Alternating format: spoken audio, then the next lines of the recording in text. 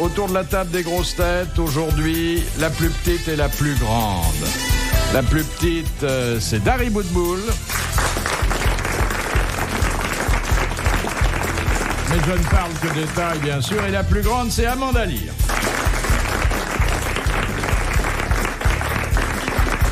Drôle de couple, toutes les deux. Oui. Et puis, un autre couple, deux beaux spécimens de l'espèce calvitieuse.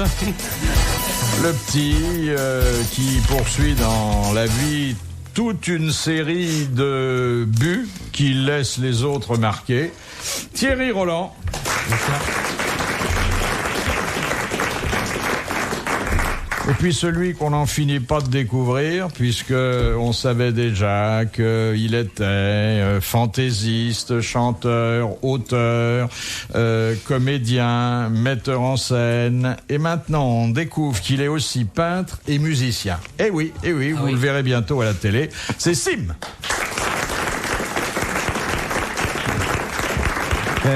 Je suis le Léonard de Vinci du spectacle. Parfaitement. Voilà. Seulement, j'ai pas le même pinceau. Tu crois que t'es assez couverte, là? Qui ça, moi?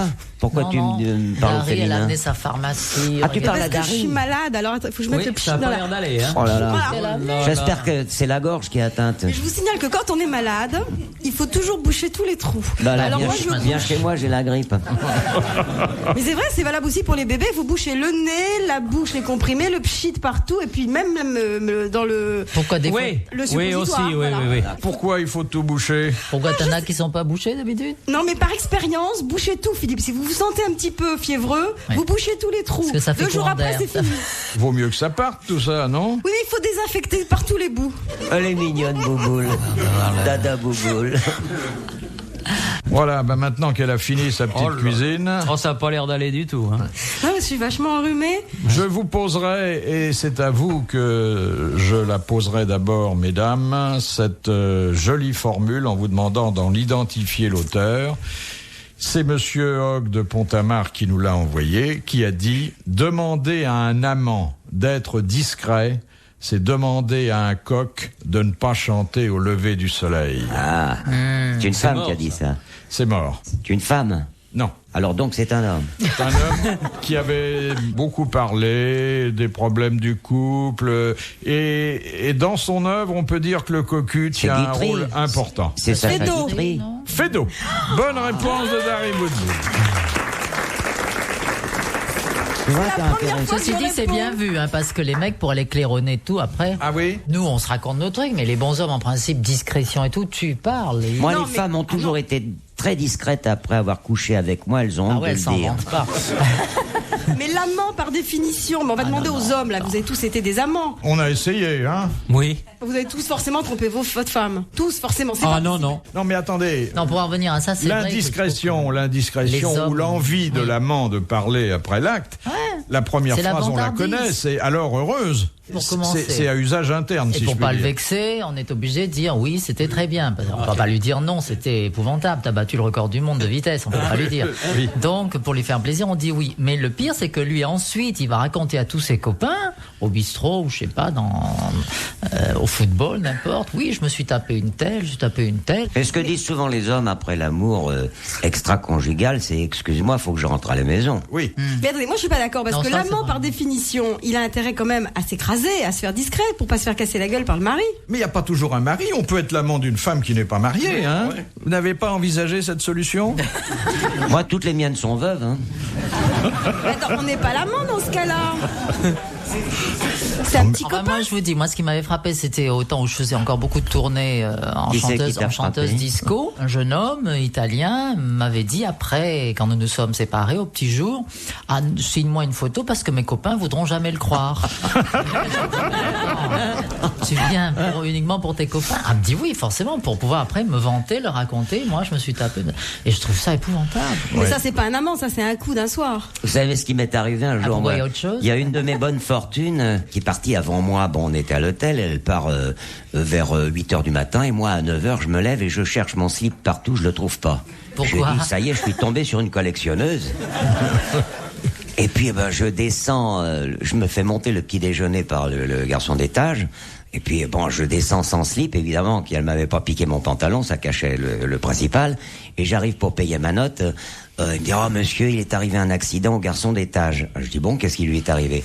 Eh bien, il s'est pris les pieds dans votre slip qui était sur le couloir et il est parti à l'hôpital, il s'est cassé une jambe.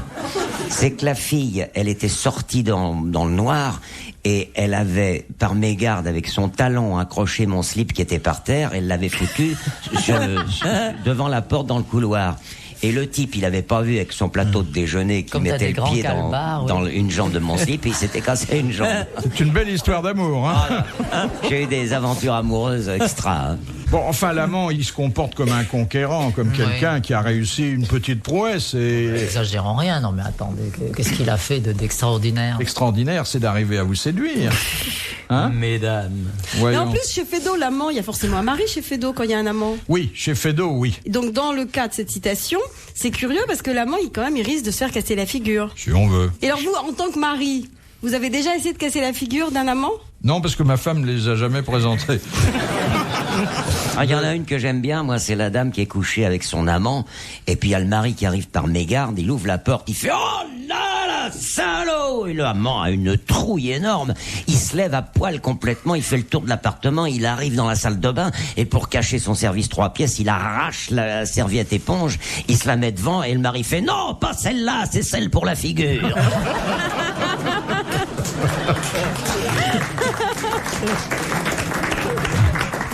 Il y a aussi celle du mari qui rentre et qui surprend un type qui s'active sur sa femme et il commence à engueuler le type et la femme essaie de le calmer. Elle dit « Mais attends, assieds-toi dans le fauteuil et regarde plutôt comment il fait. » Oui. Bah, c'est la même qui est avec l'amant, bien entendu, et le mari arrive, il fait « Salaud, enfoiré, mina, pauvre con !» Et la femme lui fait « sois poli, il y a du monde. » Voilà, bon. Ah, j'en connais une autre dans la même série. Non. Oui. Le mari donc arrive. Alors, je vous passe l'enfoiré machin. J'aime bien dire enfoiré, c'est un mot que j'adore. Et alors le mari arrive et il s'énerve et tout. Et la femme lui dit mais écoute, tu te rends compte, la voiture que t'as, ton petit cabriolet, comment tu crois que je te l'ai offert? Alors du coup le mari dit oh alors attendez monsieur, recouvrez-vous, prenez pas froid. Hein. Ah oui. Mignon. Ah oui, je comprends que vous l'aimiez bien. Hein. Faut la soigner celle-là. Non mais elle aurait été mieux racontée par quelqu'un d'autre. Mais moi elle me fait rire quand on la raconte. Dans la nuit des temps des grosses têtes sur RTL. Dans un instant. Les grosses têtes dans la nuit des temps sur RTL de 4h à 4h30. Bon, une deuxième citation de Monsieur Blavier qui a dit « D'un homme redoute la main, d'une femme la langue. » Dieu. Mort? Oh, mort depuis longtemps. Ça c'est un monstre Mahomet. de misogynie. Voltaire. Non. Mort à quel moment? Il est mort au temps de la Grèce antique. Oh, Moïse. Socrate. Moïse est un grec très éminent. Moi j'adore quand il y a Thierry parce que ça me décoince, j'ose dire des réponses. C'est avant Moïse? Il n'y a pas que moi qui dis des La conneries. Grèce antique, mon chéri. Ah oui, c'est bien avant Moïse. Non, la Grèce antique, c'est pas avant Moïse. Non. Cicéron. Cicéron, c'est un beau grec aussi. Non, c'est pas non. Mais bon. Oh, parce oui. que c'est un grec, votre homme. Mais l'auteur. D'abord, c'est pas mon homme, et puis. L'auteur de la citation, c'est un grec. Ensuite, C'est je l'ai dit que c'était. C'est un homme? Non, mais un philosophe. Un philosophe. Platon. Socrate. Non. Platon a beaucoup parlé des choses Platon. de l'amour. L'inventeur des bonbons à la menthe, Périclès. Ah non. Ésope. Platon. Non, c'est Non. comme ça. Oui. Il va trouver le petit. On lui doit. Aristote. eh bien, Aristote, oui. Oui, bah oui, de l'avoir. Non. Oui. C'est une bonne réponse de Sim répétée par Thierry Roland. Non. Ah oui, Je cherchais depuis une heure. bon, vous cherchez depuis une heure, mais c'est lui qui trouve. Ouais. Hein. Bon. Si tu veux, on va acheter un tandem, tu seras Non, derrière. c'est bien. Non. Bravo, Simon. Bon. Alors parlez-moi d'Aristote, Thierry. Moi, j'ai pas fait grec. Moi, j'ai fait latin. Oui, mais quand même, Aristote, c'est Des quelqu'un grands philosophes. important. Non, moi, j'ai fait Ovide, j'ai fait César, j'ai fait Tite-Live. Est-ce que tu connais Leibniz comme philosophe? Non. Bah, des fois on confond avec Liebig. Ceux qui sont en plein bouillon de culture. Non, d'Aristote, vous ne savez pratiquement rien. Hein. Non. Mais Bon. je cherchais, j'allais le trouver. Question de Madame Ledru. Quand les femmes sont-elles atteintes de cytosis? Ça s'écrit CI2TOSIS. Quand elles rougissent? Non. Il n'y a que les femmes qui Quand peuvent elles ont avoir la ça. chair de poule? Non, ça c'est un phénomène que nous appelons la suffusion, qui est un peu différent. Les hommes ne peuvent pas avoir de Et cytosis. les hommes ne peuvent absolument pas avoir de cytosis. Donc ça concerne les organes génitaux féminins? Non. Le bon sens. Mais ça se voit où chez la femme, ça? Généralement, elle vous met au courant. Si vous êtes dans son cercle familial. Ah oui, il faut l'avoir à poil pour ça. Non, vous savez que... C'est pas physique. C'est pas physique, encore que ça ait une origine c'est dans les gènes, ça, c'est une chose. Non, c'est pas dans les héréditaire. gènes. Ça se voit pas. Ça ne se voit pas. C'est la ménopause? Non, pas du tout. C'est d'ailleurs par définition avant la ménopause. Par définition? Avant la ménopause. Ça peut pas être après. Elles peuvent plus avoir. C'est les envies bizarres de fraises. Exactement, bizarre, ou en de tout cas, vin, de... les envies qu'elles éprouvent lorsqu'elles sont enceintes. Bonne réponse de Sim. Et ça, c'est du pipeau, il paraît. Bah, Quoi, les vous envies n'avez jamais eu de... Mais si, justement, et c'est parce que moi j'avais plein d'envie que mon gynécologue m'a dit, mais attendez, c'est tout dans la tête, hein, ça. Bah, Mais les on n'a envies, jamais de dit toute que façon, c'était ailleurs. Hein. C'est dans la tête, de toute façon, les Une envies. envie, c'est d'abord dans la tête. Ah oui, c'est vrai. Donc ça veut dire qu'on est un peu brinque-zingue quand on est enceinte. Mais alors, par exemple, vous aviez envie de quoi, vous? De petits pois. Oh, ça... Oh, bon, ça. Mais c'est alimentaire essentiellement, hein. C'est souvent alimentaire, oui. Parce que j'aime pas du tout les petits pois en temps normal. Ah bon? Prendre des Ah oui. épinards. Mais on disait parfois que les taches de vin, bon, très désagréables sur la peau de quelqu'un, étaient une envie. On appelle ça une envie, du reste. Oui, les taches de Quand on a café une aussi. tache, ouais. Oui, mais Non, les mais petits j'avais pois... envie de bon. saucisson. Alors je mangeais du saucisson à 4 heures. Alors dans ma voiture, je mettais toujours un saucisson dans mon sac à main. Et dans un embouteillage, je croquais mon saucisson. Et pourtant, Ça fait t'étais mauvais déjà genre. enceinte. Oui, mais oh, et je répondais, moi, comme une envie. Enfin, une femme qui a envie d'un peu de saucisson et des petits pois, c'est pas extraordinaire, ça... Mais dans la journée, ça fait bizarre. Sur mon corps, j'ai une envie, j'ai une tache de café. Tout ça. Ah, mais quand vous me Ah, verrez dis donc, toute nue, invite-moi, j'ai un quand croissant. vous me verrez toute nue.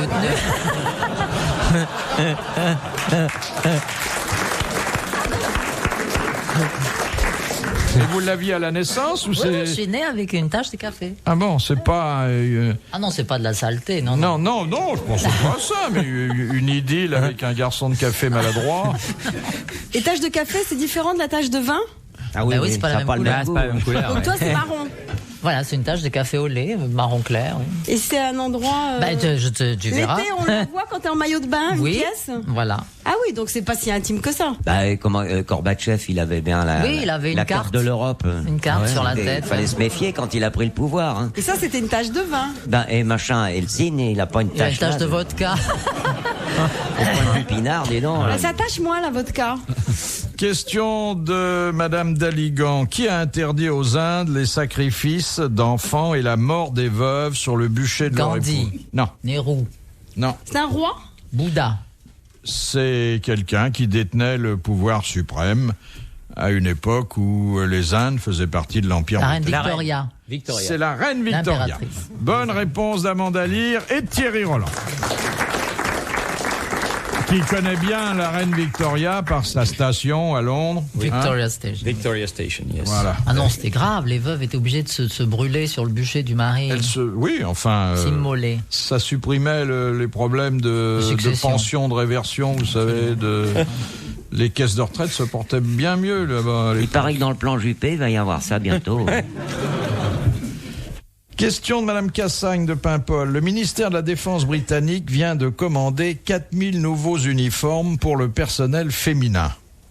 Quelle est la particularité de ces uniformes? Il n'y a pas de de jupe. culotte. Non. La couleur. C'est dans la veste, la robe, le pantalon. C'est 4000 vêtements qui n'existaient pas encore dans les réserves de l'intendance britannique et qui se sont révélés nécessaires Smoking. pour le personnel féminin. Ah, je sais, des trucs pour les femmes enceintes. Exactement.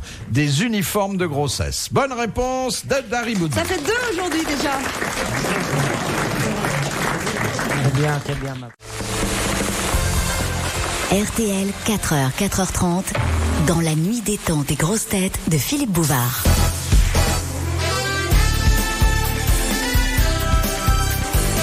Les sociétaires du jour dans les grosses têtes de la nuit des temps du 1er août 1996 en compagnie de Philippe Bouvard étaient Dari Boudboul, Amanda Lear, Sim et Thierry Roland. Question de Madame Naudin. Quelle pilule, qui n'était pas la pilule anticonceptionnelle, Hemingway fit-il expérimenter par sa 4e épouse, Mary Welsh? Pour rajeunir. Non, le LSD, un truc comme ça. Non. C'est une pilule qui ne concernait que les femmes, dont les effets ne concernaient que les femmes. N'importe qui pouvait l'employer, mais on supposait que ça s'était d'abord destiné aux femmes. Qui rendait intelligent. Oui, effectivement, il y avait là un terrain à défricher. Vous voulez connaître le nom de la pilule? Oui, puisque le nom de la dame, je vous l'ai donné. Alors. C'est le nom de la pilule vraiment qui vous intéresse? Oui, à quoi servait cette pilule? À quoi? Un laxatif. Non, bon, vous écoutez, je vous poserai pas cette question, hein? Mais parce qu'il y a plein de femmes constipées. Oui, écoutez, je suis pas là pour vous faire dire que la 4e femme d'Hemingway avait des problèmes de constipation. Mais non, mais c'est quand même, il y a 80% des femmes qui sont constipées, donc ça intéresse énormément de monde. 80% des femmes sont constipées. Oui, t'es pas constipée, toi? C'est quand même curieux qu'il y ait autant de femmes constipées avec le nombre d'emmerdeuses. Non, mais c'est connu, ça. C'est essentiellement féminin, la constipation. Ah oui. Bon. Oui, parce que moi, de ce côté-là, ça va bien. Oui, moi, écoutez, je veux pas provoquer une concertation sur le thème. Est-ce que ça va? Est-ce que vous y allez bien? Ah, bien. Bon. Bien. Mais c'est un joli mot, d'ailleurs, constipation. Voilà. Alors, après cette statistique qui, d'ailleurs, nous laisse rêveurs, parce qu'on n'était pas au courant. Alors, la pilule. 80% des femmes qui... Non, énormément de femmes sont... Ça doit être une pilule aphrodisiaque, non? Tu lui as fait essayer. Non, il se trouve que Hemingway avait dans ses amis un industriel qui fabriquait ces pilules. Une pilule pour dormir? Non. Et je suis pas sûr d'ailleurs que cette pilule ait connu un très grand succès. Non. Non, moi je suis d'accord avec vous. Aujourd'hui, on s'en sert encore occasionnellement? On peut s'en servir et je peux vous dire quand même que... Que vous en êtes servi? Non, pas du tout. Non. Je peux vous dire que les travaux qui ont débouché sur la fabrication de cette pilule ont mis en vedette l'importance de la mélanine dans certains mécanismes. Pilule pour bronzer. C'était la pilule pour bronzer. Bonne réponse d'Amandine. Alors, est-ce que ça, on l'emploie? Non, pas tellement. Il y a des trucs à base de carotène. C'est très mauvais. On devient orange, c'est épouvantable. C'est surtout les paumes des mains qui commencent. Mais ceux qui vont se faire bronzer dans les instituts, là. Ah ben ça, c'est des rayons. Des rayons, ça c'est pas bon non plus. Ça. Mais moi, par exemple, je suis pas blanche. Quand je suis pas bronzée, je suis verte. Ah bon? Ça, je crois que c'est la constipation. C'est possible. C'est-à-dire, vous faites de gros efforts et puis ça vous congestionne. Et c'est pour ça, ça vous donne ce teint. Ça part d'un seul coup. L'autre jour, elle est rentrée chez elle avec ses lacets qui étaient défaits. Elle se baisse pour rechausser ses chaussures et elle casse la pendule. Bon, qu'est-ce que tu fais pour te déconstiper? Si vous voulez. Pour me déconstiper, alors si, il y a un truc qui marche très très bien. Et d'abord, c'est bon pour tout. Philippe, tenez pour vous, pour éliminer pour les problèmes de foie, enfin, vous voyez ce que je veux dire, d'un bon point un petit peu aussi, c'est bien. C'est un grand verre d'eau. Le matin, avant votre thé, votre petit café et tout le matin, un grand verre d'eau. Alors glacé les jours où vous êtes constipé. Mais je ne suis pas. Mais il est pas du tout, puis il est pas gros non plus. Non, mais il va pas tarder. Mais arrête de failloter, Thierry. Je vois pas pourquoi. Attends, tu faillotes à mort. Dire que Philippe est pas gros. Mais il est pas gros du tout. C'est comme dire que je suis intelligent. Mais non, il est bien portant. Non, ça, mais est-ce que c'est pas très gentil pour Philippe, ça? Voilà, je suis un peu enveloppé dans une profession où il faut inspirer confiance à la clientèle. Cela dit, c'est très local chez vous, c'est vrai. Mais si tout se passe le matin, en se levant, c'est dans les 10 premières minutes qu'on règle le problème de la constipation. Non, parce que regardez Thierry, lui, c'est dans les 10 minutes qui précèdent son lever. Non, moi, c'est dans le petit quart d'heure qui suit le breakfast. Parce que vous passez beaucoup de temps dans les commodités. Je vous avais vu un jour à la télévision. Ah bah oui. En train de recevoir des journalistes assis sur votre trottinette. C'est vrai. Oui, mais là, il m'avait énervé, là. C'est l'endroit où vous lisez, vous méditez. Ah oui, oui. J'adore. On sent que c'est une pièce à vivre chez vous. C'est pas à lire, là. Il y a toujours des pages qui manquent. Non, parce que... Non, moi, je vais chercher le journal et j'y vais après. Ah.